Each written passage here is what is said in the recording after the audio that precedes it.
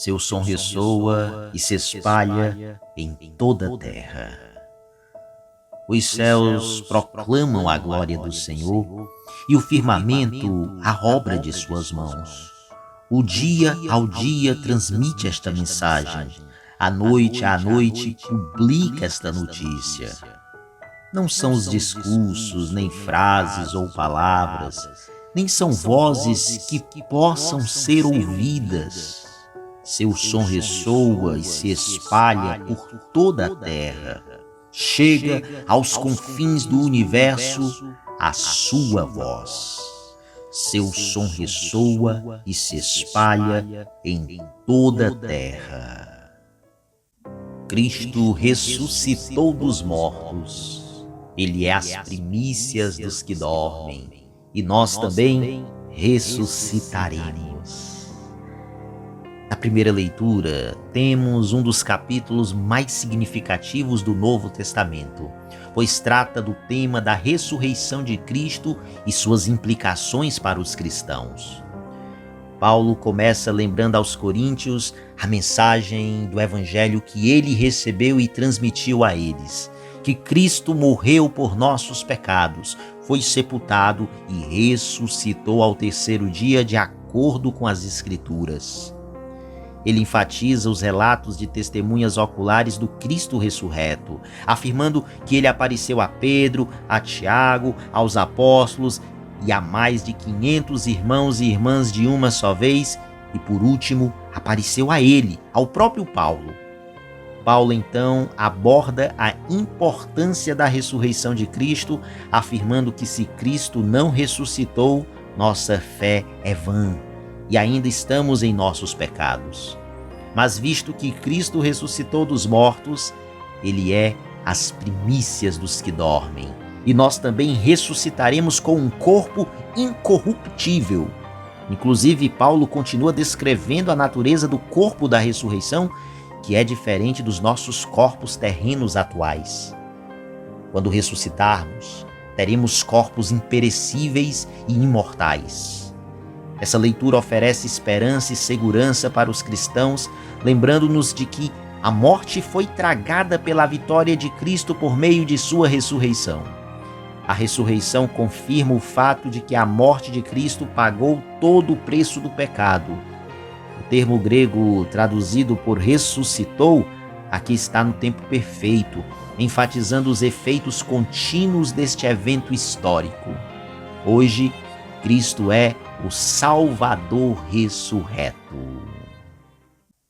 Jesus é o caminho do homem a Deus e o caminho de Deus para o homem.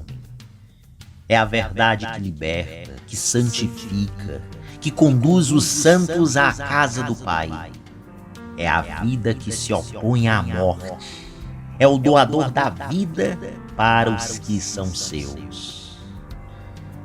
Celebrando hoje a memória de São Filipe e São Tiago Menor, apóstolos de Cristo, o Evangelho nos apresenta Jesus como o caminho, a verdade e a vida. Jesus é tanto o caminho do homem para Deus, como fica claro nesse Evangelho de hoje, como também é o caminho de Deus para o homem. Isso significa que as bênçãos que procedem do Pai alcançam os redimidos por meio do Filho Jesus Cristo. Ele é a verdade, a própria verdade em pessoa, no sentido de que ele é o único que revela o Pai. Ele é a perfeita revelação da obra redentora de Deus para o homem caído em seus pecados. Jesus é a verdade que liberta, que santifica, que conduz os santos à casa do Pai.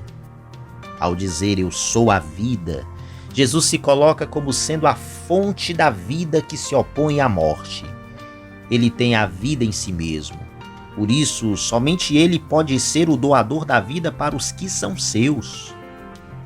Quando Jesus diz ser a vida, ele indica que somente nele o homem morto em seus delitos e pecados poderá alcançar a verdadeira vida. Nesse contexto, enquanto a morte significa a separação de Deus, a vida significa a comunhão com Ele. Isso significa que somente em Jesus o homem pode ser reconciliado com Deus e desfrutar da bem-aventurança da vida eterna ao seu lado. Hoje também, instigado por Filipe, Jesus quer nos introduzir na vida íntima que ele e o Pai compartilham. Quem me vê, diz o Senhor, vê também o Pai. Ou seja, quem participa de sua vida já aqui na terra, toma parte também da vida escondida de Deus Pai lá no céu.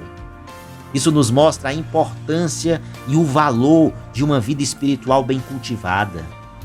Assim como o Filho, gerado desde toda a eternidade, vive reclinado sobre o peito do Pai, assim também nós, renascidos pela água e pelo Espírito, temos de viver com a cabeça reclinada sobre o coração de nosso Senhor, a exemplo do discípulo amado na última ceia. É por este caminho de união com Cristo que receberemos o influxo vivificante de sua graça. Mas esta união só será possível se tivermos fé. Crede-me, pede Jesus aos discípulos, senão pelas palavras, ao menos em razão das obras que o vêm realizar, sobretudo em suas próprias almas.